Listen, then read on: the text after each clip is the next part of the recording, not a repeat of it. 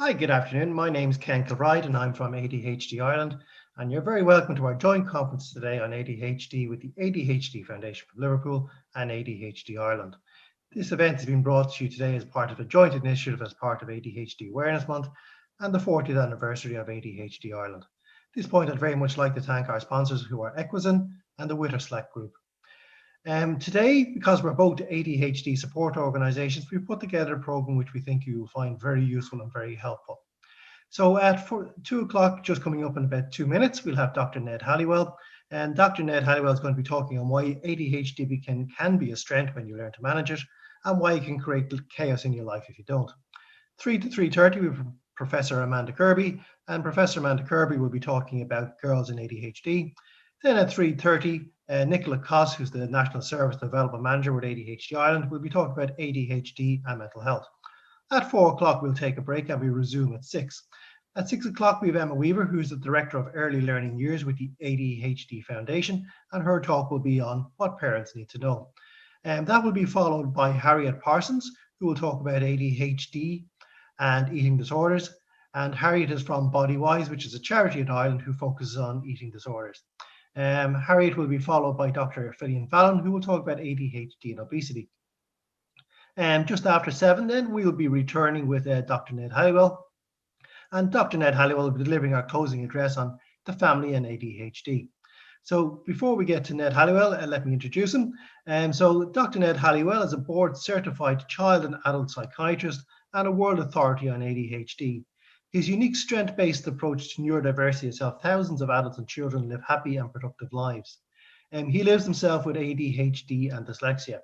Ned is a graduate of the Harvard College and Tulane Medical School, and he was Harvard's medical school faculty member for 21 years. His groundbreaking New York Times bestseller called Driven to Distraction, co-authored with Dr. John Ratty, MD, brought attention deficit disorder to the general public. It has sold more than 1 million copies worldwide and has been translated into several languages. It's now my privilege to introduce to you Dr. Ned Hallowell. So I want to bring you into the world of ADHD. It's a world that I've lived in my entire life. I'm now 70 years old, and I have ADHD, and I also have dyslexia. And I've come to know these conditions intimately. I've been treating it ever since I discovered the condition back in 1981 when I was in training. So I've by now seen thousands and thousands of clients, patients who have it. And in addition, all 3 of my children have it. They're now 31, 28, 25. They're doing great. My wife doesn't have it, but she wonders if it's contagious. We've been married for 32 years, and I would be lost without her. So what is this condition, and why do I say it can be a great blessing if you learn to manage it right, but it can be a terrible curse if you don't? First of all, what it is a lot more than most people know about. Most people think of it as a hyperactive little boys, disruptive little boys. And that's sort of the stereotype. But unfortunately, most people still think of the stereotype. Well, it's way more interesting than that. And it's way more complicated, not complicated, but rich and full and multivariate. This ADHD, and no 2 ADHDs are the same. So don't think if you don't have all of the qualities I'm about to talk about, that means you don't have it. The term itself, ADHD, is a terrible term, attention deficit hyperactivity disorder. We don't have a deficit of attention at all. We have an abundance of attention. Our challenge is to control it. And I don't see it as a disorder. I see it as a trait. It's my job to help people turn it into a primarily positive trait. I don't treat disabilities. I help people unwrap their gifts. And if you do it properly, this ADHD can become like a superpower. And again, that's what most people are not aware of. The world is full of hugely successful I mean, your own Richard Branson is a poster boy for this condition, and most entrepreneurs have it.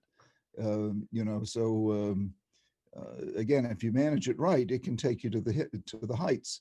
But if you don't, it's, you know, that's the prison population, the addicted population, the halls of the unemployed, the multiply divorced, the displaced, the disconnected, the alienated, the lost, the homeless, you know. So ADHD is overrepresented in all of those populations as well. So the trick is to learn about it as best you can, and then do what you need to do to turn it into an asset, not a liability. What's so interesting about this condition is all of the negative symptoms, which is what the deficit disorder model promulgates, all of the negatives have a flip side. And I'm going to go through a whole bunch of those with you now. The defining triad of symptoms, if you look in the DSM, you'll see the triad of symptoms are distractibility, impulsivity, and hyperactivity. In fact, in the diagnostic manual, there are two sets of symptoms, 9 each, and the one is on the axis of inattention, distractibility, and the other is on the axis of hyperactivity and impulsivity. And if you have 6 out of 9 on either one of those axes, then you qualify for the diagnosis. People make it sound a lot more complicated, but that's the definition. 6 out of 9 symptoms on one or both axes, and that qualifies you for ADHD with or without hyperactivity. By the way, people often ask, well, what's the difference between ADHD and ADD? Well, technically, ADD does not exist.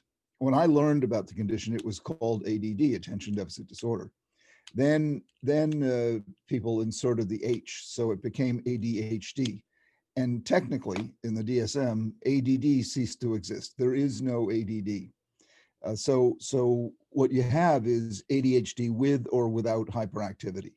So if you don't have the symptoms of impulsivity and hyperactivity, if you have 6 out of 9 just on the axis of inattention, that's called ADHD primarily inattentive. And then if you also have symptoms on the axis of hyperactivity and impulsivity, then that's called ADHD combined type. If you just have symptoms of hyperactivity and impulsivity, which is extremely rare, almost unheard of, but there is, then you can have ADHD primarily, you know, hyperactive and impulsive. Just a matter of definition, and it's confusing to a lot of people. Well, look at those three defining symptoms, and consider the flip side of each. Inattention, distractibility, that's a bad thing, right? Well, the flip side is curiosity. You know, that if you didn't care what was going on out there, if you weren't curious about it, you wouldn't be distractible. And curiosity is a major asset in life, one that you can't buy and you can't teach. You can't teach curiosity. You can encourage it, you can reward it, but you can't instill it. You can't teach it. And so these kids and adults who are chastened and you know, reprimanded for being so distractible, well, their mind is hungry. You know, the ADHD mind is like a toddler on a picnic. It goes wherever curiosity leads it, with no regard for danger or authority. So you're constantly being led around by this curious force, and that can be wonderful or it can be bad. It can, you know, if you're, you know, you stick your hand into a bee's nest, that's not so good. But if you look at a petri dish and say, that's not the way I left it, and you discover penicillin, well, that's pretty wonderful. So distractibility, flip side, curiosity. Then impulsivity. That's so bad, right? He's so impulsive. He should think before he acts, look before you leap. But let me ask you, what is creativity but impulsivity gone right? You don't plan to have a creative idea. You don't say it's 10 o'clock, time for my creative idea, and lay it like an egg.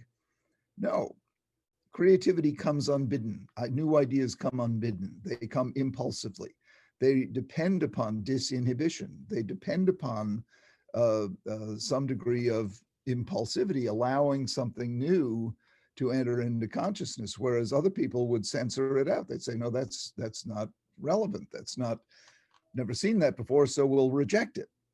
Whereas the creative person allows something new, alien, unpredicted to come in, and they say, oh, maybe this is penicillin, or maybe this is a wheel. Never seen a wheel before, but maybe that's what this is, and maybe that'll help us in this world. So that's why you don't want to snuff out impulsivity altogether, because in so doing, you'd be snuffing out creativity. Now you have to learn how to control it. The same thing with attention. You want to learn how to control your impulsivity, but not to the point of extinguishing it altogether, because if you did that, you'd also be extinguishing creativity.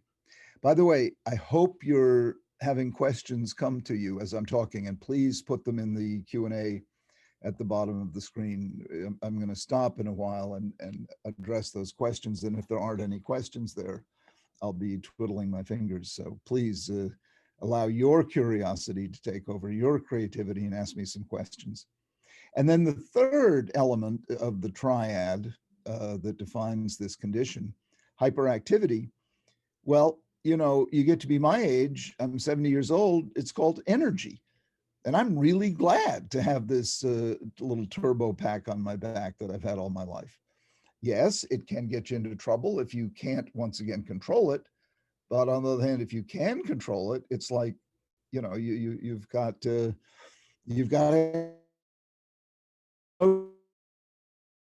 analogy with Niagara Falls, huge falls in upstate New York, and ADD is sort of like Niagara Falls. You know, it's just a lot of noise and mist until you build a hydroelectric plant, and then you light up the state of New York.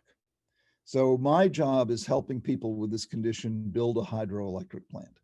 How do you connect your energy, your creativity, your hyperactivity to a creative outlet in such a way that it all becomes productive? And that's really the key to it all. Well, let me give you some more of these matched pairs, you know, the problematic side and the useful side. This is from my new book, ADHD 2.0, that will be coming out in January. But I think it's available for pre-order on Amazon now, I'm not sure. But ADHD 2.0, a new look at this condition. And in it, I talk about these matched pairs. So on the positive side, on the adaptive side, passionate, zealous, idealistic will sacrifice everything for a cause or a friend. The flip side of that can become rigid in the service of a cause, can become fanatical, strident, irrational, the Captain Ahab syndrome. So, you know, if you use this passion, you know, productively, you know, it's an asset, but if you allow it to overdo, then you become a rigid fanatic, and God knows the world doesn't need any more of them. Another one, meticulous at times, especially on projects that matter a great deal. The flip side of that is usually disorganized, even chaotically so. Chaos can rule to such an extent that school, job, marriage hangs in the balance. So once again, we can be hyper-focused and meticulous one moment, and then the next moment we're turning wherever we go into a big, huge mess pile, and we get lost in a sea of disorganization. The same kind of force at work, but again, it comes back to controlling it. We can get a lot done in a short amount of time. You know, that we can drill down and really focus in. But the mention of time brings to another issue. In our world, time is fundamentally different. In the world of ADHD, time is fundamentally different. We live in a world where there are basically only two times. There's now, and then there's not now. So you say the paper is due next Thursday, or the project has to be completed by next month. Not now. And for us, it's just gone. We don't have that grid in our brain that other people have, where we're planning out when we're going to study, we're planning out when we're going to do the project. You know, it just is gone until not now is almost now. And then in a panic, we get it done. And you see, what happens in a panic is your body puts out a lot of adrenaline. Well, adrenaline is nature's own stimulant medication. It's chemically very similar to methylphenidate and amphetamine, the meds that we use to treat ADD. So what you're doing without knowing it is you're self-medicating with panic. Well, that's not a great way to live. And it's better to begin to learn some strategies to have time become something that you can appreciate rather than simply be unaware of. Another pair, an appreciation of the offbeat, unusual, and unconventional. We are very much marching to the beat of our own drums. But the flip side of that is an inability or refusal to conform or get in line when doing so is obviously in your best interest. So, you know, we can be amazingly resistant to doing anything that is expected of us. We really are so independent that the best way to get us to do something is to tell us not to do it. It's almost like a reflex. We just bristle, we buckle. One of my friends was saying to me, if I go to a doctor's office and the receptionist says, please take a seat, she'll say, no, I'm not going to take a seat, only because someone suggested she take a seat. I mean, so it obviously can be pretty self-defeating. We are honest to a fault. We'll say what others don't dare to say. We're outspoken, we're blunt. Well, the obvious downside of that is you say the wrong thing to the wrong person, you get into a lot of trouble, and we can hurt people's feelings with our honesty. We can be tactless, we can be inappropriate. The word inappropriate, it just we just don't do appropriate. We just tend to say and do whatever comes to mind. And again, that can be adaptive if we're discovering something new or offering up a new take, but it can be really disruptive and hurtful if we're not taking into account the impact on other people. I mentioned the intense desire to be free. We probably our overriding drive is toward freedom. The two overriding drives to be free and to build something. So that's what at the heart of most people with this condition is the desire to be free and the desire to create.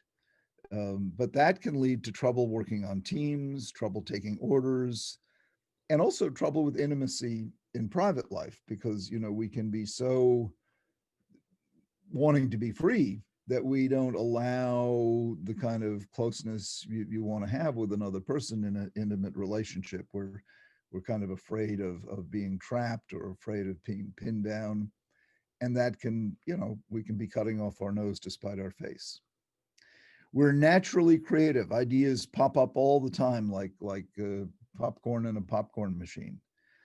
The problem with having all these ideas coming to us all the time is that we can have trouble organizing them.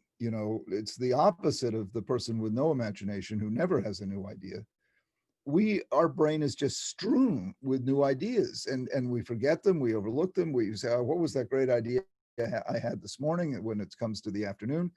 And unless we develop a system to write them down or tell them to another person, unless we have a system to preserve them, we can just give birth to all these ideas, and then they die like snowflakes on the pavement. They just melt and disappear, which is a shame, because granted, most of these ideas won't turn into anything useful, but some of them do.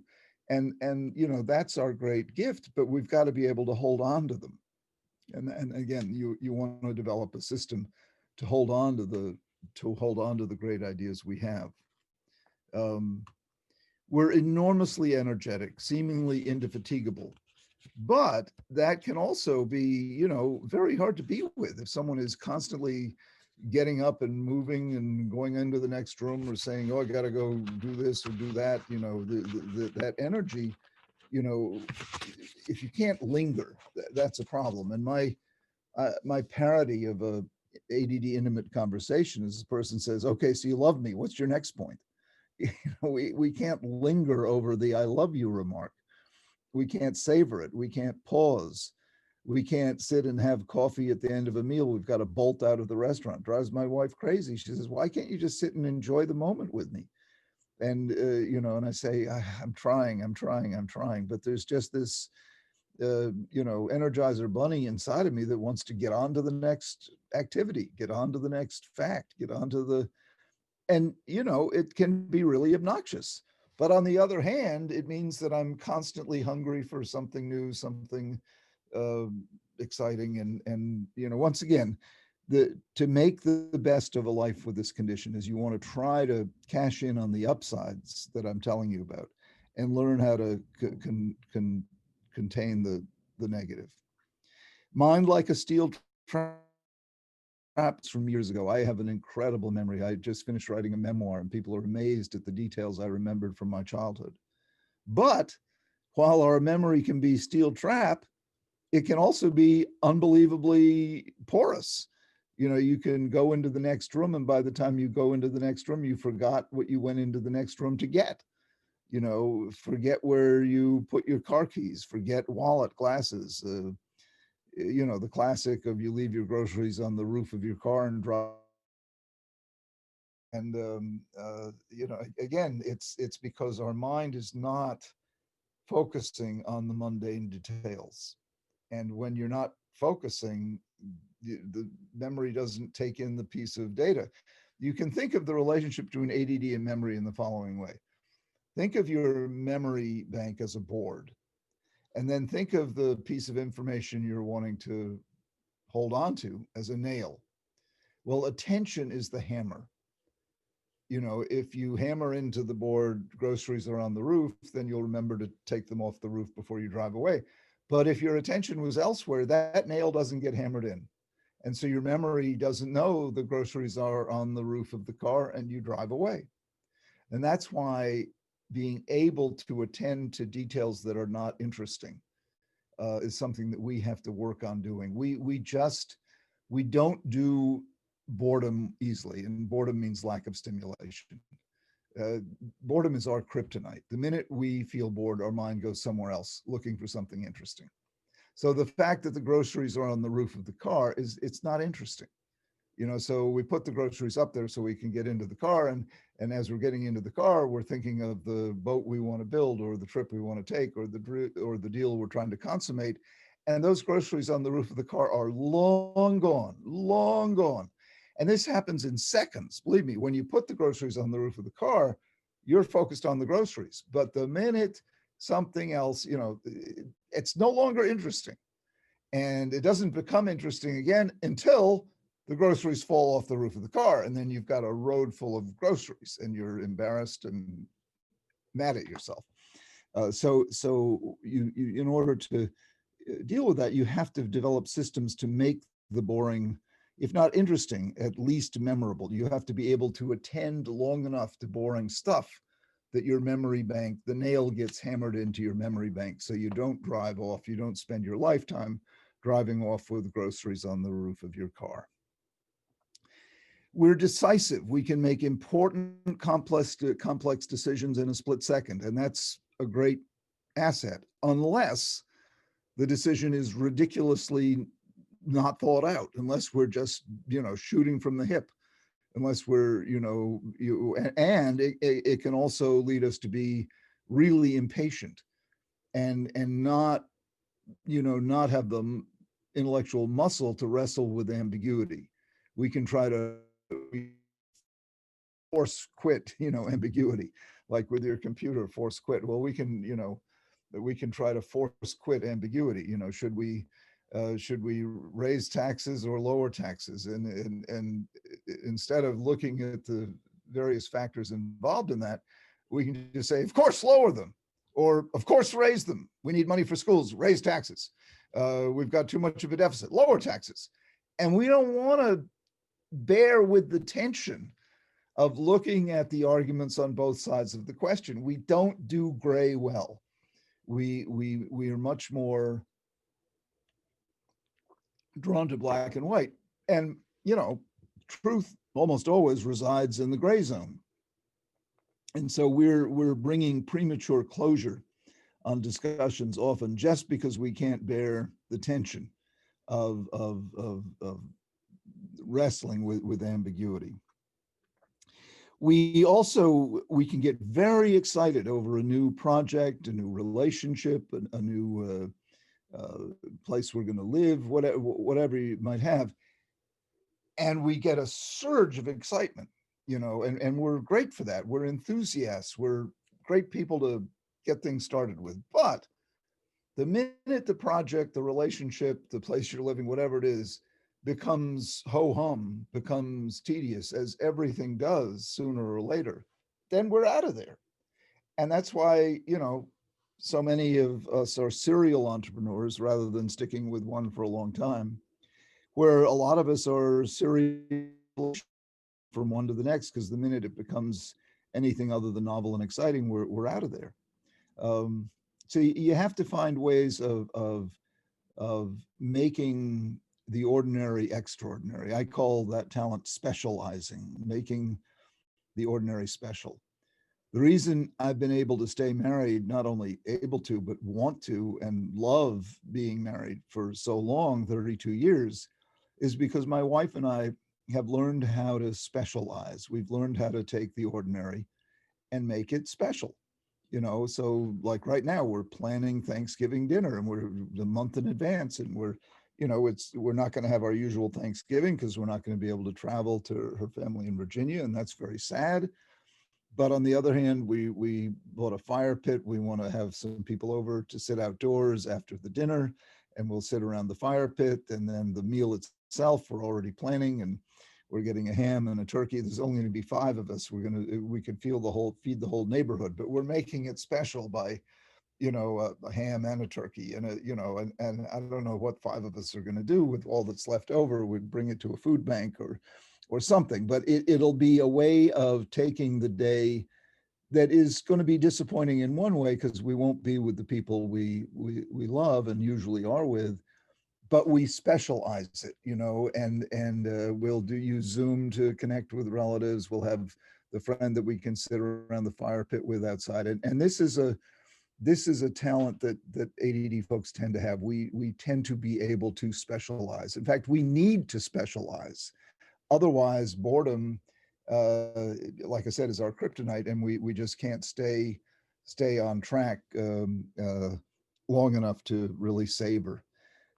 You know, my marriage, one of the many reasons I believe in God, I married a woman that I wasn't destined to marry. I was destined to marry, you know, some neurotic poet who smoked cigarettes and drank martinis like I used to do. And, you know, I went to Harvard to marry someone who went to Radcliffe, and that didn't happen. I married a country girl from Virginia, and is the best thing I ever did in my life, you know, because, and I often say the 2 keys to a wonderful life, with ADD or without, is marry the right person and find the right job. But I lucked into my marriage. I mean, I still don't know how it happened. And that, by the way, and that's the honest answer in the world of ADD. How did this happen? Why did you do this? The honest answer 4 out of 5 times is I don't know.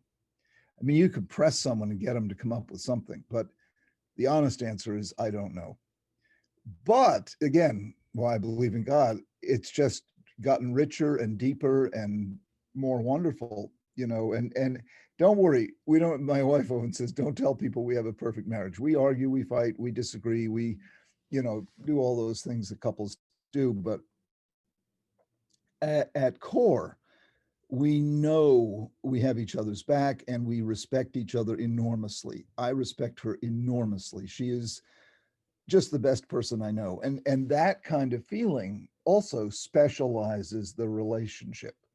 You know, and you want to work on doing that, whether you're a child or an adult. You want to work on specializing whatever you've got. A rabbi, I don't know who it was, but it's one of my favorite quotations. He said, happiness is not having what you want. It's wanting what you have. And the way to want what you have is to learn the art of specializing. Take whatever it is and make it special.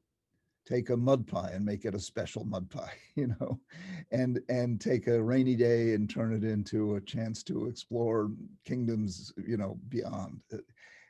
However you do it. And you see, by doing that, you're tapping into one of our great assets, which is imagination. We tend to be highly imaginative. And using the imagination to specialize is one of the best things we can do. By the way, let me give a quick little detour.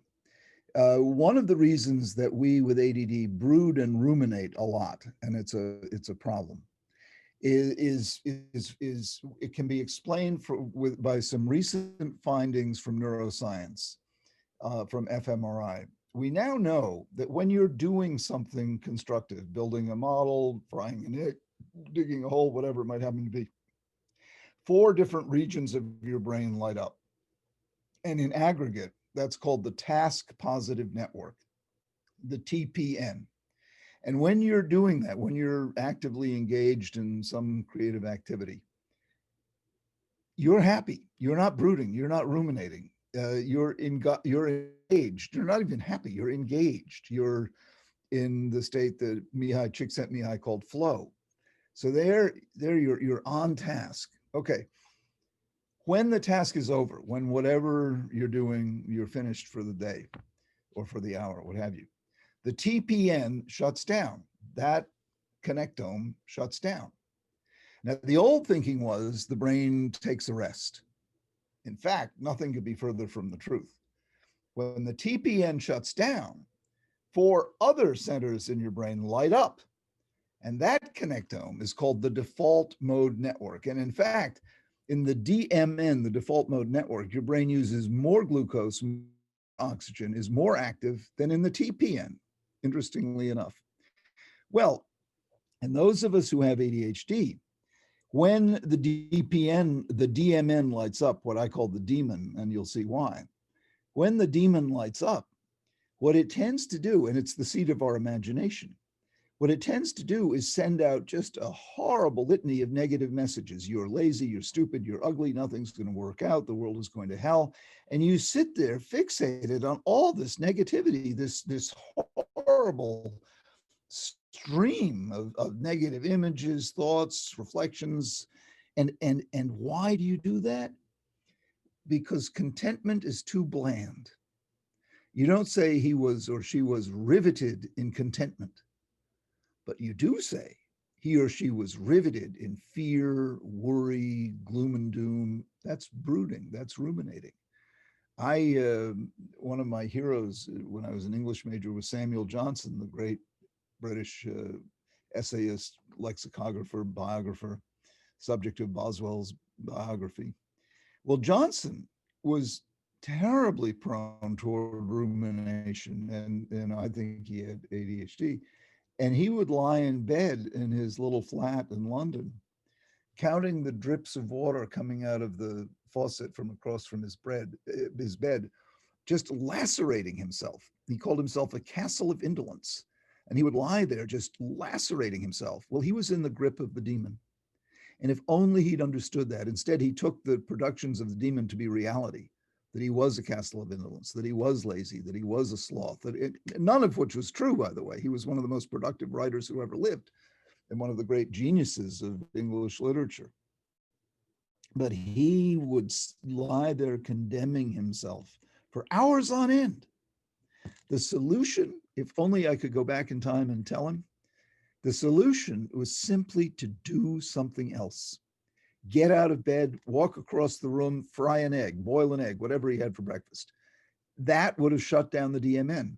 He would have stopped this attack on himself. But he had to understand, instead of being in its thrall, instead of being gripped by it, he had to understand, don't feed the demon. And what do you feed it with? You feed it with you feed it because, as I said, it's gripping. Are gripping. So what you need to do is discipline yourself. No, this is not truth. I'm not a sloth. life is not the worst life I could ever imagine. Get out of bed and do something, or get up from your desk and do anything. Write a letter, slap your face, do 25 jumping jacks. You got to do something to activate the TPN and shut down the DMN. And you'd save yourself a lot of psychotherapy and Prozac if you simply would take that special advice. I mean, the old notion of a cold shower and a run around the block actually makes a lot of sense. It's not to ignore your thoughts and feelings, but it's to get yourself out of the place where they're taking you over. Well, I've given you a long description of various elements of this condition with an eye toward turning it into an asset. It's very important that you approach it as the mixed bag that it is. And the more you can develop the positives, the more you can put your energy into a creative outlet, the more you can find ways of engaging the TPN, the more you can match, work in a position where you're doing something that you like, that you're good at. Those are ways of turning this condition into an asset and avoiding the terror that can result. I mean, some awful outcomes if you don't learn how to contain it. The analogy I often use for ADD, it's like you've got a Ferrari engine for a brain. You've got an incredibly powerful brain. You've got a Ferrari, but you have bicycle brakes. So the challenge is to strengthen the brakes so you don't spin out on curves, so you don't smash and crash. And if you learn how to strengthen your brakes, then you're a champion in the making. But if you don't, then disaster awaits. How do you strengthen your brakes? Structure, exercise, a creative outlet. Medication can be a godsend. People are often afraid of medication. It doesn't always work, but when it works, it's like eyeglasses, and it can be a true godsend. Having a coach can help a great deal to help you get organized and stay on track. As I said earlier, marry the right person, find the right job. If you're a child, be in the right school. Find mentors, find other people that inspire you, and try to always look for that creative outlet. We need to create. We are natural creators. Well, I can see there's quite a few questions down in the question box, so I'm gonna stop here and spend the rest of our time taking your questions. Indeed, Ken, will you read them to me? Indeed, thank you very much. Now we will, myself, Tricia, and Anne are going to come back on screen now in a sec. We'll go through the questions. I will try and get through as many questions as we can in the next 15 minutes, because we have Amanda Kirby coming up, and I know she wants to get on for 3 o'clock. So, just so I can start off, just a very quick one. There's 3 questions, very similar. And you talked about the strengths. When should you tell your child that they have ADHD?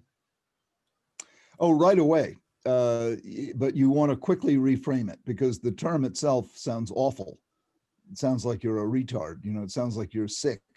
Attention deficit hyperactivity disorder. I mean, it's such a horrible term. So you can say it's called that, but what it really is, you've got a Ferrari brain with bicycle brakes, and kids can understand that right away, and then use that as the model moving forward. And when they mess up, you don't say you're a bad boy or a bad girl, you say your brakes failed you. So they can join, and there's no shame in that. So you want to avoid shaming at all costs.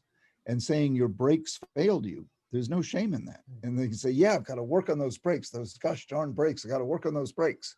And then how do you do it? Physical exercise, structure, coaching, medication, finding the right creative outlet. Those are all the ways of doing it. But tell them right away, because keeping it a secret implies there's some shame in it, implies there's something to be hidden, it implies there's something wrong with it. And we got to get rid of the stigma. I've told the world on national television I have this. And however, one caveat with adults, I would not disclose in the workplace until you know the people around you understand it. Because unfortunately, for adults, it's still the case that most people ADHD, they'll think it means you're crazy, you're unreliable, you're unpredictable, you're a nutcase. All the stigmatized attitudes will emerge. So with children, I say tell them right away. With adults, I say, don't disclose in the workplace until you're very confident that your boss and colleagues will understand and have the enlightened viewpoint of what this condition really is. Okay, really appreciate it. And that's very sound advice. Maybe go to Anne next, and then Tricia. I know, Anne, there was a couple of questions you particularly liked. Yeah, I thought there was a lovely question here from Mel Fitzpatrick. Any recommendations for ways to channel energy for a child with ADHD and dyspraxia? Not really into team sports due to motor skills difficulties.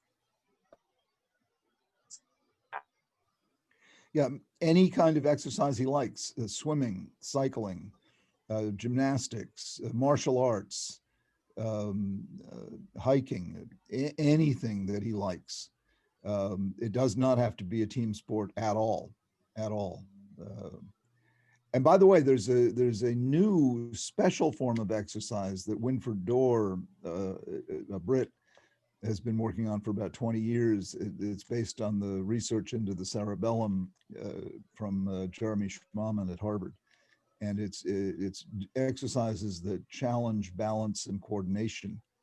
And if you do them 10 minutes twice a day, for 3 to 6 months, 80% of his clients get dramatic improvement.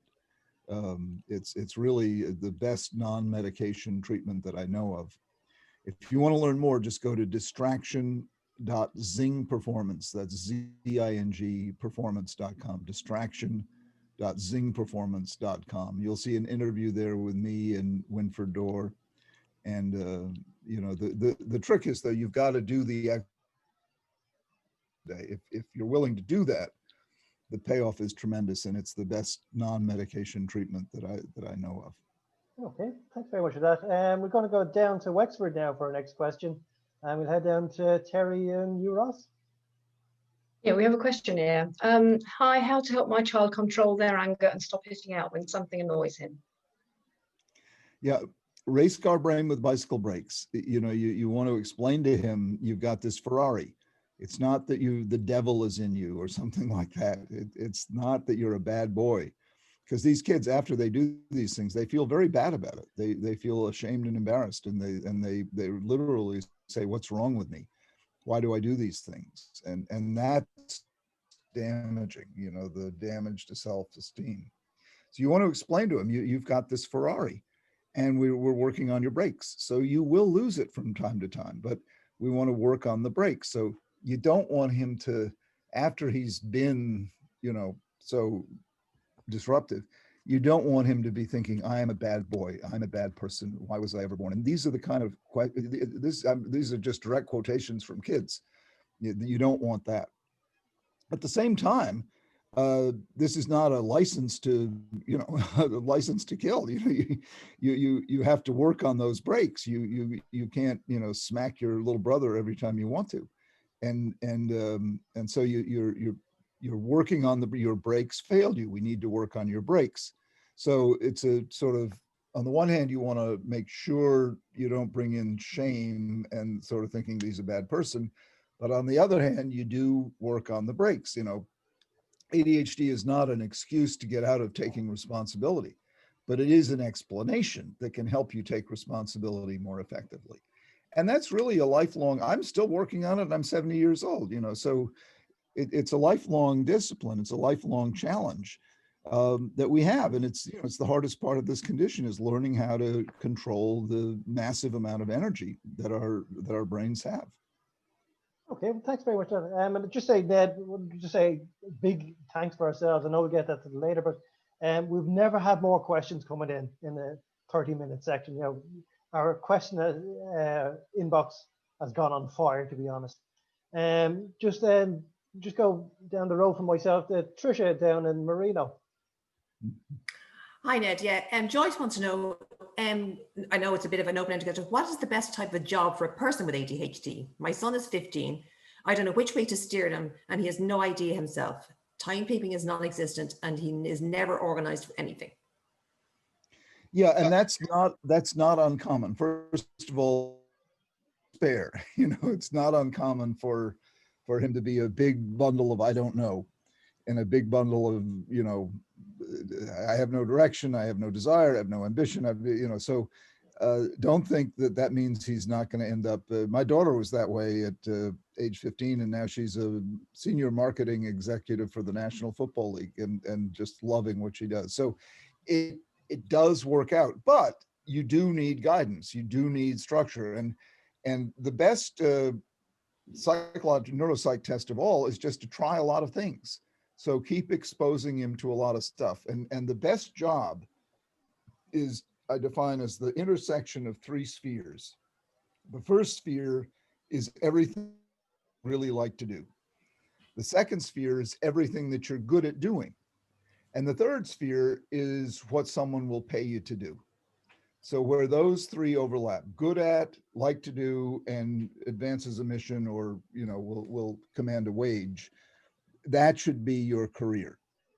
And it can take a long time to find it. So don't despair if your son or daughter doesn't have a passion.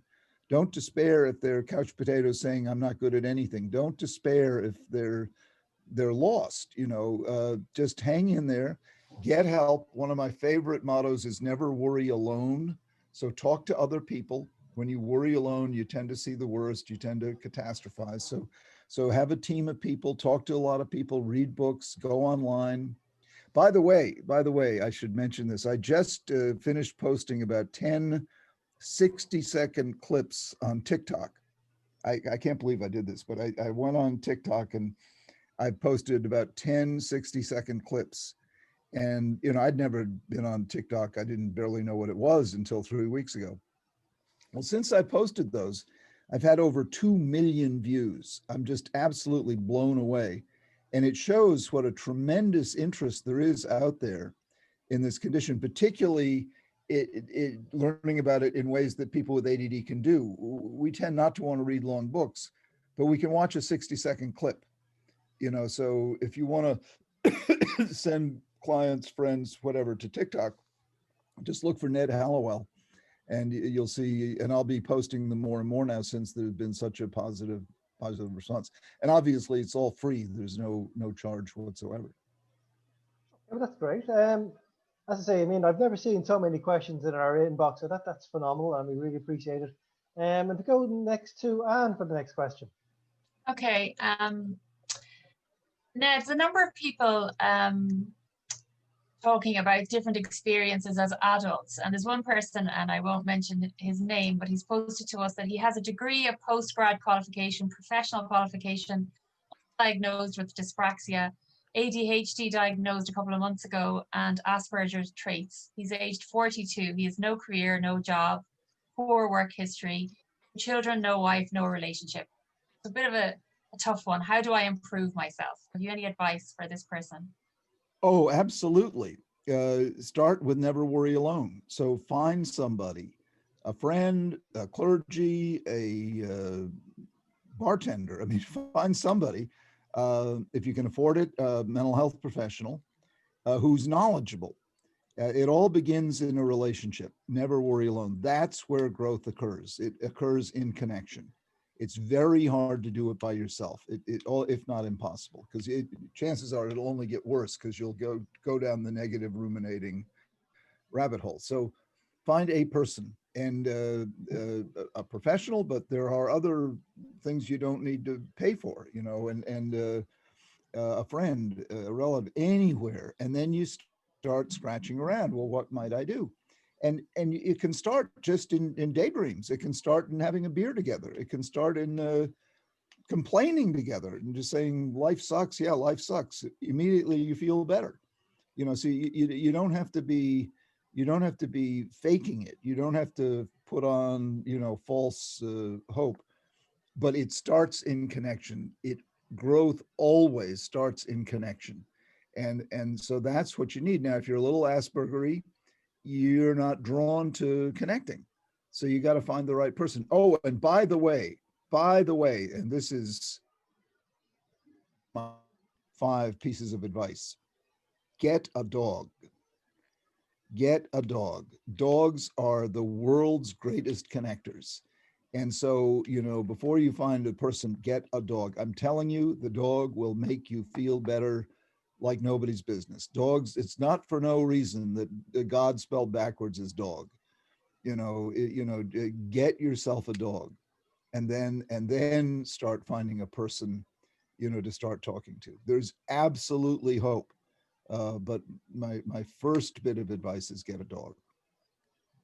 Okay, well, that's really, really good advice. Just to let you know, we have about 5 minutes more left in the Q&A, because then we'll be having Amanda Kirby, who'll be doing ADHD in women. So try and fit in another couple of questions before we go to Amanda, because personally, I'm really looking forward to that talk as well. It's been great so far, and the event's going superbly well. But Terry, I think you have another question there for us. Yeah, so we have another one here. Is rigidity of thinking a characteristic of ADHD? Absolutely. And we do it as a way of compensating for the chaos. We've got so much going on. We think I've got to be, we almost become OCD as a way of compensating, because our natural inclination is in the opposite direction, to be completely porous, completely boundaryless, completely, like the popcorn machine I talked about.